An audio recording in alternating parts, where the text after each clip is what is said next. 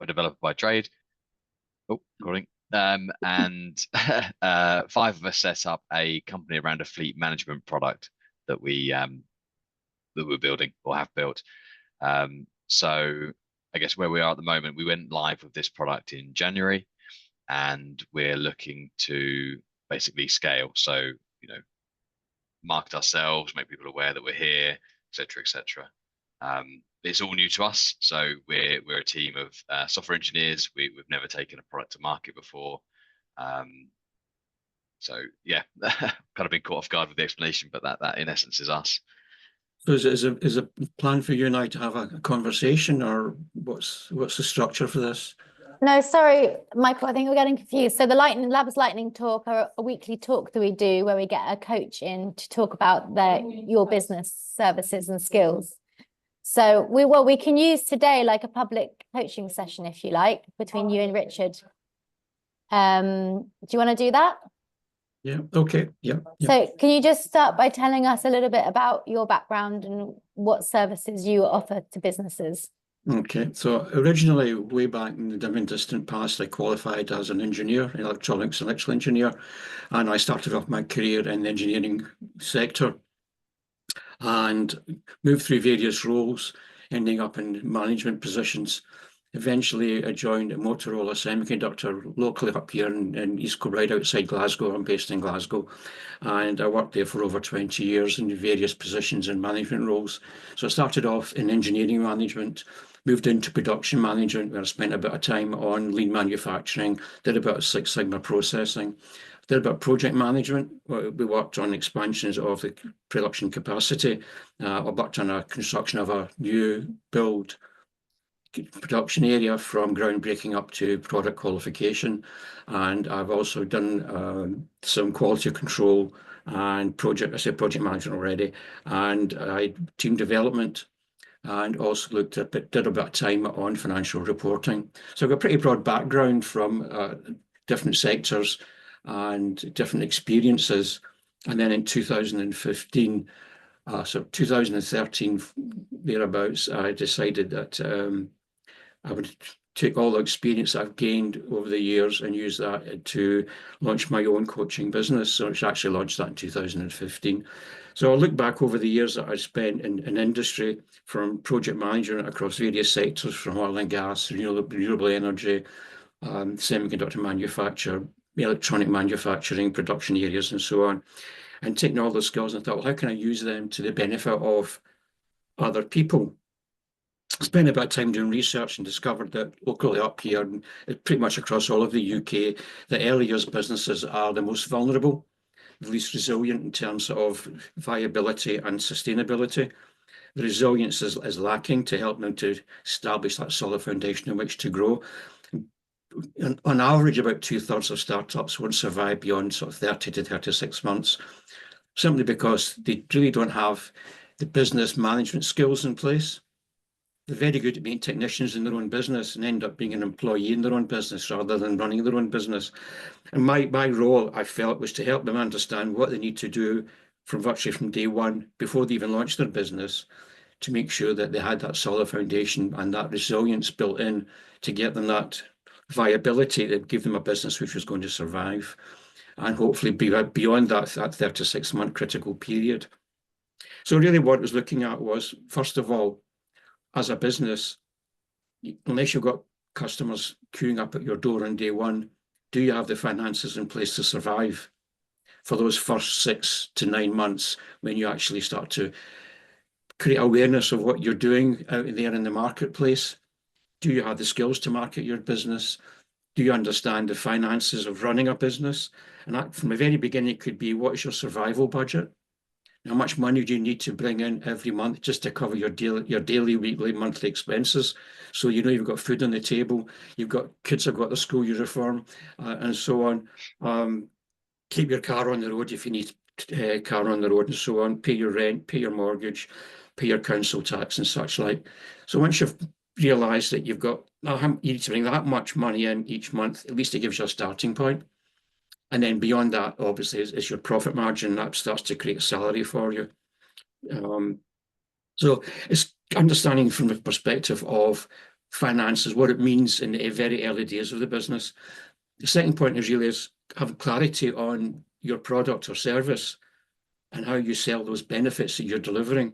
So who is your target market? Do you have target markets? Is there more than one?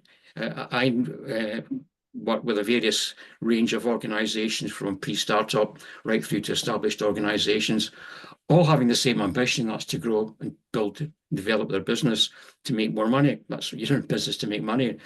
Even if you're a charity, you still have to raise funds to fund that charity. So your customers, getting customers is absolutely crucial to help you develop. Now, it really depends on how ambitious you are, just how much time, effort you need to is demanded on you. If you are happy to have a particular size of business, particular turnover, it's very different from somebody who's more ambitious who wants to become a huge empire in a period of 2 years, which is very, very unusual should that happen.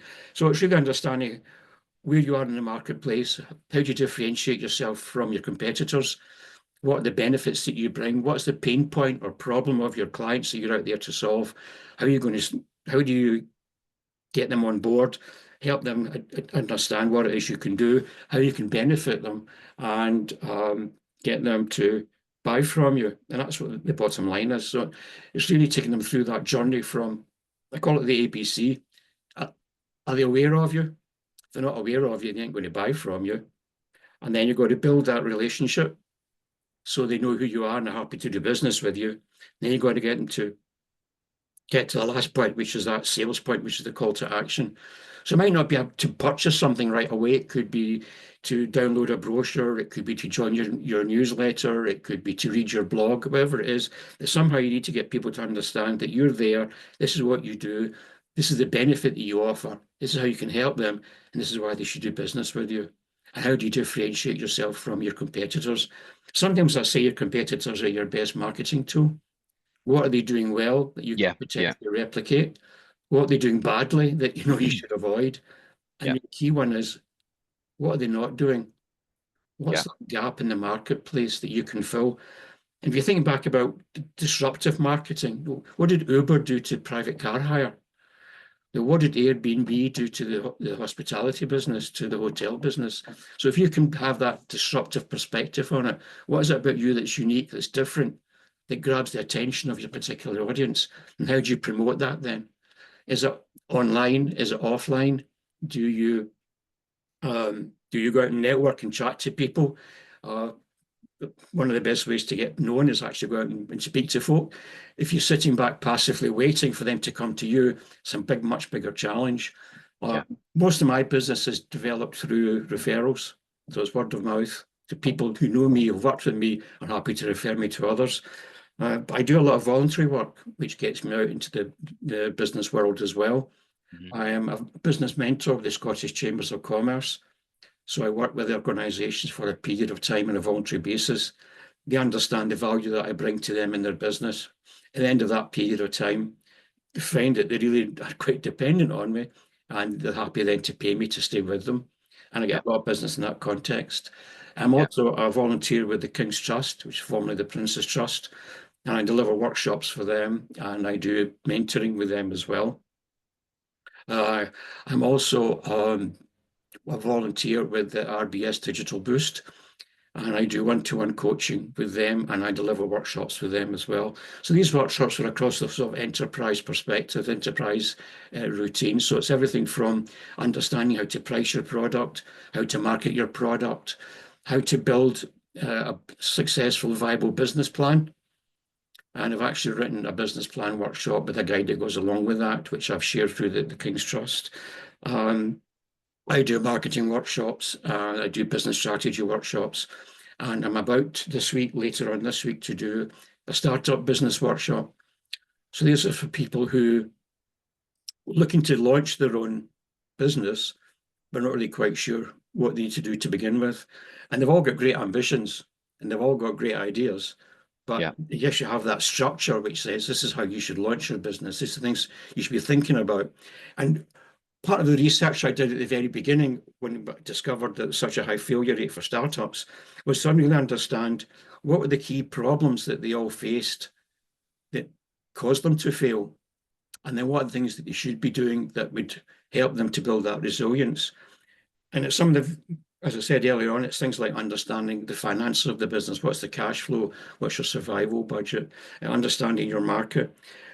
A lot of startups are really ambitious and have real unrealistic targets and what they expect to achieve. And that can be quite demotivating. So it's having that realistic objective in terms of growing your business. And if you start off with, Lord Kelvin said, if you can't measure it, you can't improve it. So I always say, if you're writing your business plan, don't write 30 odd pages because you'll never ever do anything with that. Keep it brief, keep it focused. Look at the SMART objectives. So SMART, be very specific, make it measurable, make it achievable in terms of not too soft a target, not too aggressive a target. Being realistic, is it within your skills base? And then time-based, is it? Yeah. So put a time based on it. So I want to get X number of clients signed up by that date by doing X, Y, Z. And but like I help X to achieve Y by doing Z. And if you think about that, another thing you should be thinking about then is what's your irresistible offer? Why is it they want to come to you and not go to the guy next door? People walk down the high street looking in shop windows. We have our favourites. We know which shops we go to. We typically go to the same supermarkets to buy our food and so on. Why do we do that? What's the loyalty? Why do we create that loyalty? And if you can think about how you can create loyalty with your clients, can you get them to come and buy more often? Then you've got to capture the market there. So it's thinking about those contexts, in that context with your marketing strategy. So it's having clarity on your target audience, the message you put out there that engages with them, simply takes them through that business journey to buy from you. If it's overcomplicated, they won't stick with you, especially if you're selling online. I mean, we all know the stories about going online and trying to buy an airline ticket. You end up paying more for your suitcase than you do for your seat. Or you're trying to buy something on one of the e-commerce websites, and you get to the very end and you discover that it's going to cost you more to deliver it than it is to pay for it. So you don't want to get into that kind of situation. You want to make it very clear up front and make it simple for somebody to go, yes, that's what I want to buy. That's the process to buy it. That's how I make my payment. It's going to be delivered then. You get that tracking text that says it's going to come to your door between 4 and 5 tomorrow afternoon. Thank you very much. And saying thank you is really, really important. Bring appreciation to your clients and keeping them on board is really important as well. So there's lots of things to think about. The problem is, everything you've just been saying, that I mean, that was great. I can relate to everything, like things. So for, just taking the voluntary thing, for example. So we're working with a couple of organizations. There's one called Tire Safe, which is a tire safety charity, and they promote road safety. And there's a national highways program called Driving for Better Business. Now, with both of those organizations, we've donated our time to form a whole load of vehicle analysis and surface insights that drive their campaigns. And on the back of that, our brand has started to elevate. So now we can associate ourselves with national highways, which is massive. And in April, I've been invited down. I mean, things have moved on in this space quite quickly, and it's crazy. So they've never seen insights coming out of vehicle data like we've been able to surface. So we're software engineers and are really good at doing data analysis, and we're massive car enthusiasts. So we get vehicle data. I mean, I am a massive petrol head. I love cars, and bringing the two together is excellent. So, and because of that, I understand things I'm looking for in the data, and I understand like patterns in vehicle neglect, and if you see one thing going wrong with a vehicle, what that can lead to, and we can surface those patterns as well. So on the 2nd of April, I've been invited down to London to meet with 40 people to talk about the future of road safety. And it's just, it's kind of an event by invite, and all of a sudden I've got myself there, which is really, really good. So that's, we volunteer a lot of time to help with that, but what we are getting is brand elevation. But then things you were saying, like, what is our competition doing and how do we differentiate ourselves? We're constantly chopping and changing in a good way, because we understand the competition quite well. Nothing has changed much in the fleet management software space for years. I think you've kind of got a couple of names out there that everyone uses. Their software looks like it was from the 90s, and I don't even know if it's brand loyalty. It's just people have always used these platforms. They've done the same thing and they never move on. But we're here to disrupt it because, you know, we've got all kinds of clever vehicle insights underpinned by AI. Nobody's talking about the use of AI in fleet management. We are doing that. We've also found that a way to kind of, so the hardest thing for us has been kind of starting to open doors because, you know, when we started, we've got no credibility. We've started from scratch. Nobody knows who we are. Now National Highways know who we are, and locally we're in the local press now, so local businesses are starting to become more aware of who we are. We're working with the local chamber of commerce, and you know our local authority here now knows who we are. We're starting some work with them, so it's been slower than I'd hoped on the kind of getting the name out there front, but looking back, I don't think we could have done anything more quickly. You can't just, you know, appear and go, we're here with some wonderful fleet software, and they go, who are you? Oh, we started a few months ago. You know, buy a wonderful product. But it's and what we've found, so we're going very strong at the moment on the net zero front. So because of all the vehicle analysis we're able to perform, we can kind of validate historic reports of fleet emissions reports, if you like, including so our niche is covering employee-owned vehicles as well, which is, again, our competition kind of does that as a side offering but doesn't focus on it. We really focus on employee-owned vehicles that are being used for work because, well, first of all, it's a massively grey area, and employers have a duty of care to look after all vehicles regardless of ownership. But the competition out there kind of just focus on company-owned or leased vehicles because, well, it's easy, but and it's called grey fleet, which is the employee-owned vehicles. It's easy to kind of turn a blind eye to, if you like, but there is, you know, as an employer, you do have a legal duty of care for whoever is driving for your business. And when you start digging a bit deeper, you'll find that, you know, 57% of all work mileage driven is grey fleet, which is employee-owned vehicles. 85% of people employed use their own vehicles for work one way or another. So it's a huge area that's neglected that needs, you know, some focus for all kinds of aspects like road safety and legal compliance and all that kind of stuff. And that's what we're here to fix. So we went live with we kind of kicked the product off in Anchor July, August last year. We, on the finances side that you're talking about, we set a survival budget. We're completely self-funded, so we know how long our runway is, and you know it's crucial now that the product does start earning us you know, some money. We've kind of been juggling traditional software consultancy on the side to it won't sustain us, but it extends the runway. But we're at the point now where marketing and sales and, you know, growing what we've got already is absolutely vital, and it's new to all of us. So we're software developers, we're not salespeople. You've ticked a lot of the boxes there because you've got a disruptive product or service that you're offering. You're now getting the referrals, which is really important. You've got the case studies, which is really, really important, because what you're trying to do is you're trying to build trust that people will come to you, know you're going to deliver.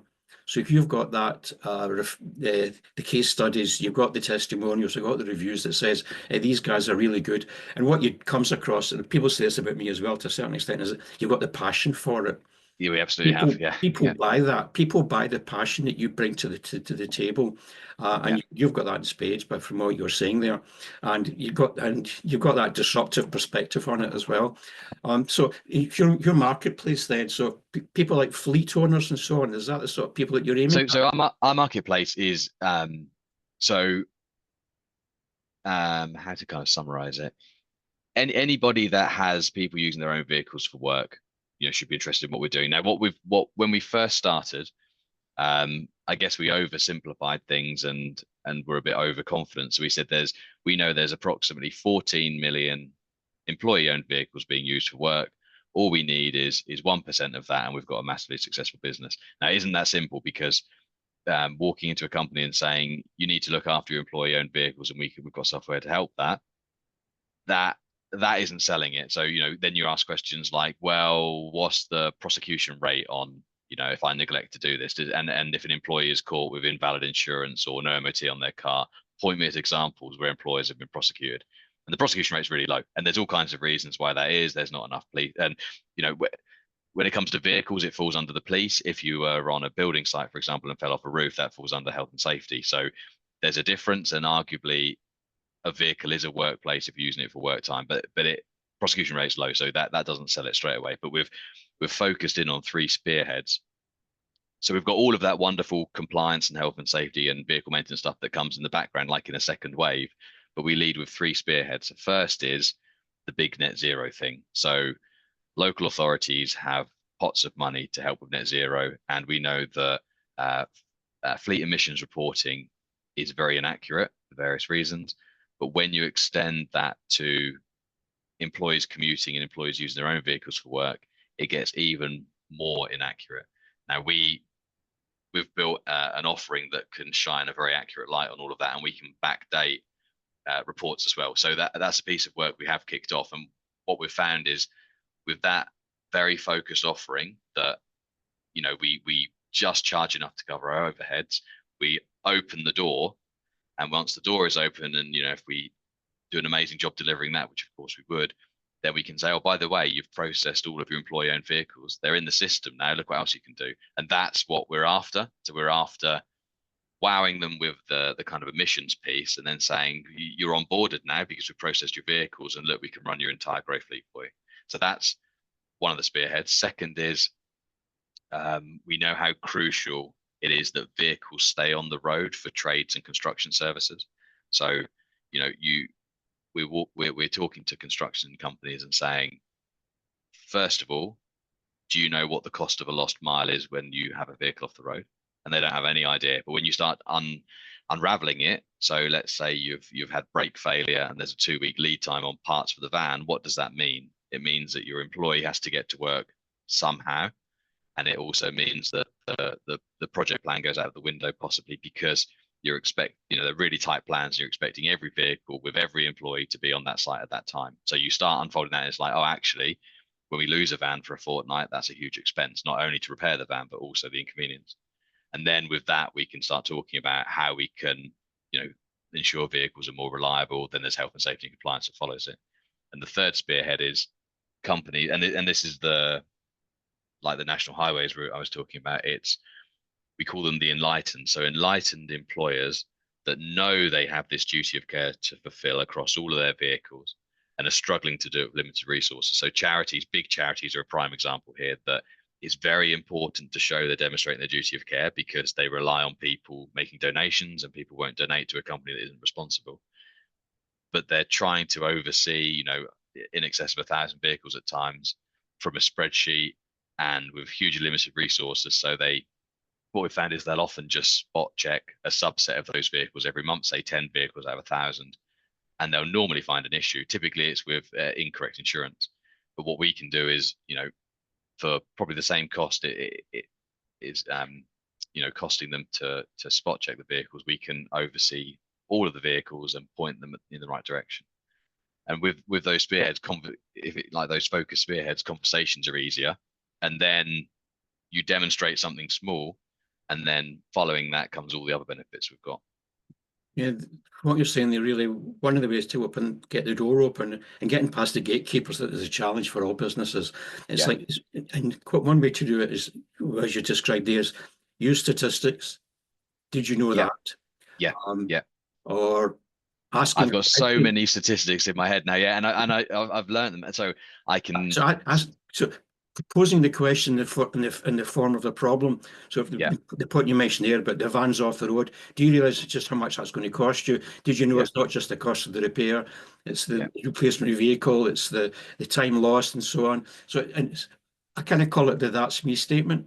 So you're actually mirroring the problem to the client and saying to them, did you appreciate that?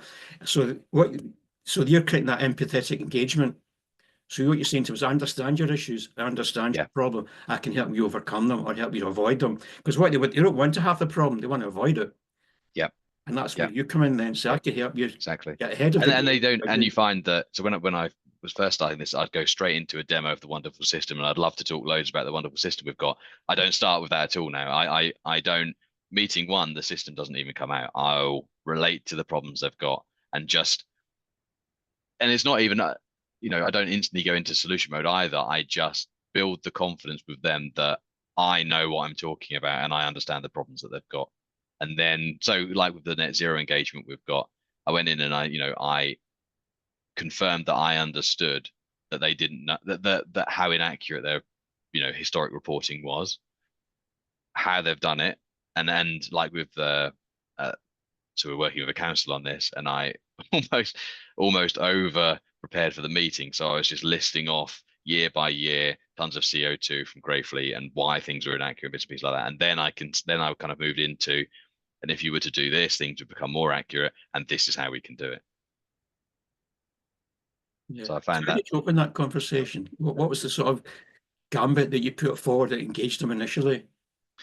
Lots of hard work, and so I was attacking the council, well, not attacking the council, sounds a bit strong, but from all different angles. And this is what I found really hard. I found just opening the door really hard. When I get in, things tend to go quite well, and then I can. But it's just because we haven't got much of a background at the moment.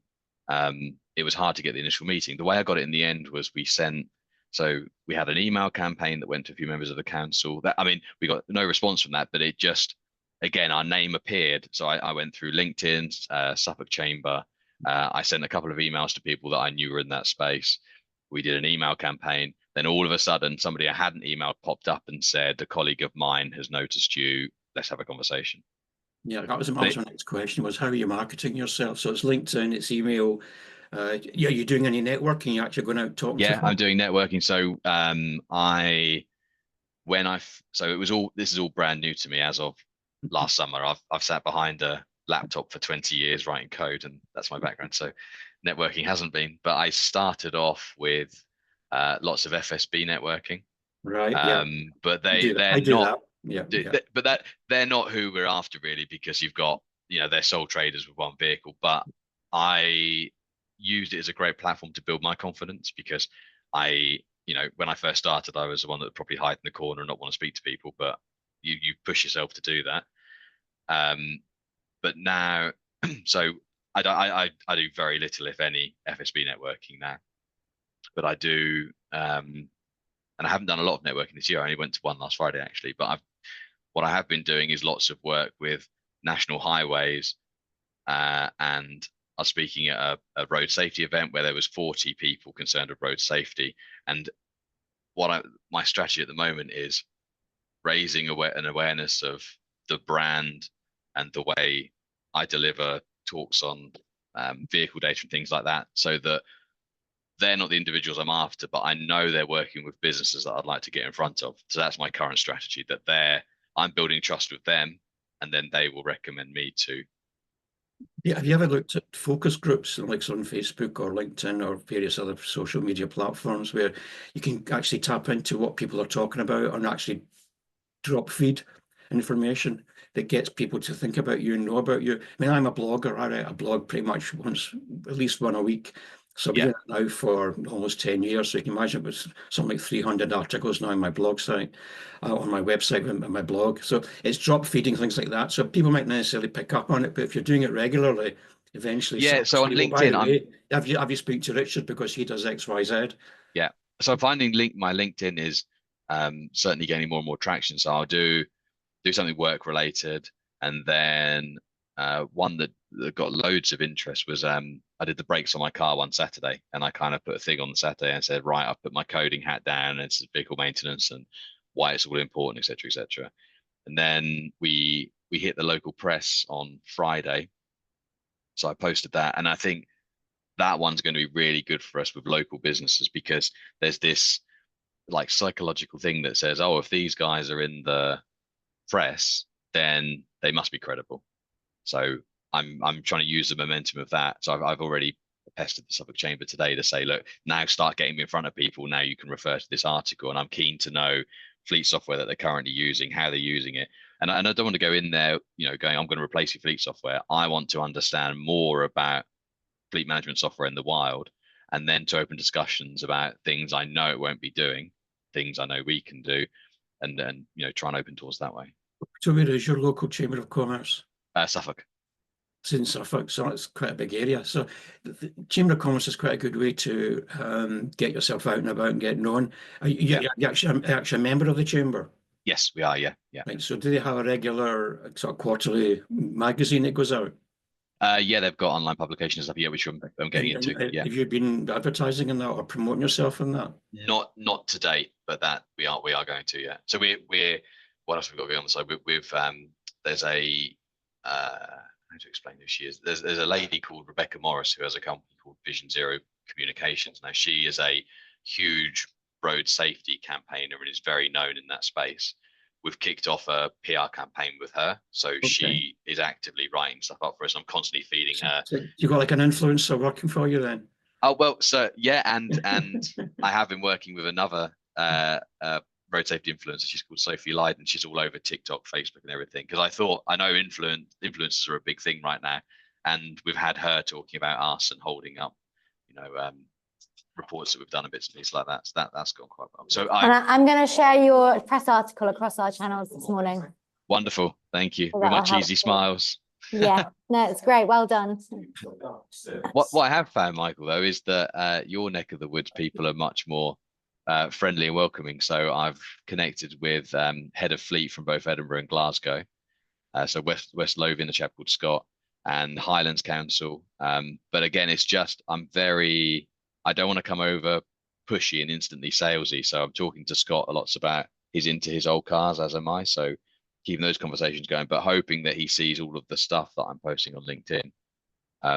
Because I just, I'm aware that so many people get floods of these salesy LinkedIn messages coming through. And I'm just trying to work out how I don't get lost in that noise or come across. Yeah, I don't know if it's of interest, but car dealerships sell fleets of cars to organizations. So it might be another route in for you than looking at car dealerships. So, yeah. Which I have. So again, with my obsession of Toyotas, I've got lots of Lexus and Toyota dealership connections on LinkedIn now. But there's so many routes in. I mean, almost every employer will have someone using their own cars for work. So, the market is huge. And I feel we just need to build more of these credible success stories, and the more of those we have, and also like with the net zero thing we're working on, to be completely honest, we're working alongside the council on it. We don't really know what it looks like as a product, and part of the deal there is that it's a shared investment. We build this thing together, and at the end of it, I understand what this looks like as something I can sell into another authority. Yeah, talking about councils, I mean, councils have fleet of vehicles, whether it's bin lorries or social work care and whatever it is they're doing. They've got fleets of vehicles, all different kinds. So yeah, it's a big market, potential market. It is. So councils are a real big focus for us, because on the back of COVID, you've kind of got huge increase in kind of mental health and at-home care requirements. It's still on the up, and throughout the pandemic, you had councils kind of offloading fleet vehicles because there wasn't a demand at the time, and now there's a much bigger reliance on, in particular, care workers using their own vehicles for work, which is exactly where we are. And obviously, anything you can do to a council to help them save money. Yeah, and help with their net zero. So and the net zero thing, there lots of councils are under huge pressures to deliver on that, and employee-owned vehicles are one of the greyest areas. They just don't know what it looks like, and a lot of councils are just reporting on mileage, which is on the up. So it looks like the emissions impact is just constantly on the up, but actually the number they're interested in is environmental impact per mile. So they can't control the increase on mileage because there's an increase in demand of services. But if they can control the line that says for every mile driven, this is the impact, then that's a better number to track. Yeah, interesting. Fantastic. Well, I think we'll wrap this session up, because we've been going for 40 minutes. Can you believe that? Sorry, Michael, next time I'll brief you better on what this is, but yeah, we'll schedule another one in for a few months' time with the right link. And Richard, I'll share your article across our channel. Great. This was a good session. I feel spoiled. Yeah, it's all on you, baby. Yeah, well, there you go.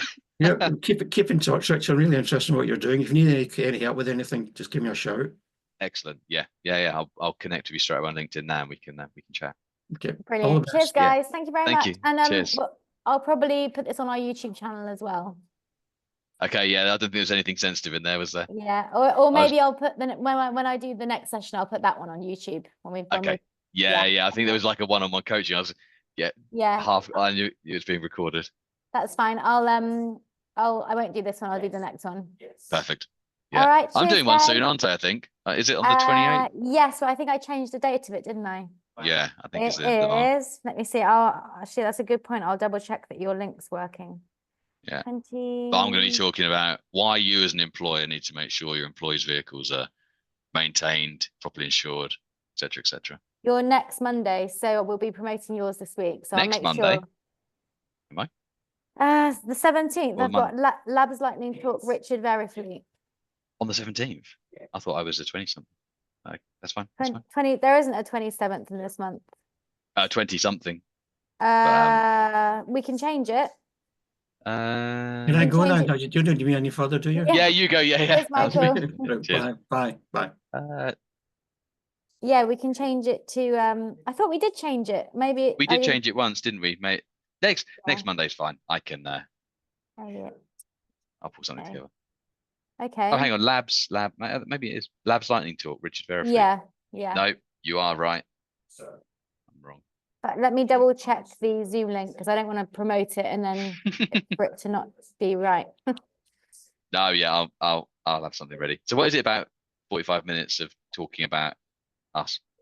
Yeah, so the Labs Lightning Talk is basically a sort of 1 hour opportunity for you to market yourself and impart your knowledge. And so I mean, obviously you'd want to talk about Verifleet, but if you can sort of, when I'm doing the promotion this week, if we can promote it as you're going to teach something. Yeah. Don't know what that might be, but you can use like everything you've done in your career. It doesn't have to be to do with Verifleet. It can be your whole working career. Yeah. So I can always give some insights of the last or since July, August. You know, if I could go back and talk to myself then. You tell yourself, hold on tight because it's going to be bloody hard. Yeah. But things that like that. Would be good. Yeah. That would be good. I'll think of something. Yeah. Learnings from a first-time startup entrepreneur. Yeah, something like that. Yeah. Something. I think of a snappy title if you like, but something Grey Fleet and the learnings of. Yeah. Yeah. Or like from engineering to entrepreneuring. What I've learned. Go on then. Yeah. That's a good one because I can talk about my background as well, and then I can talk about how until last year I'd done none of this networking or promotion or anything like that. So. Okay, cool. Well, I'll shoot you over that title, and then you send me a little bit of like a bio that I can use for it, like a little bit of. Yeah. Sounds good. Brilliant. All right, Richard. Okay. Have a good day. See you soon. Cheers. You too. Bye. Bye.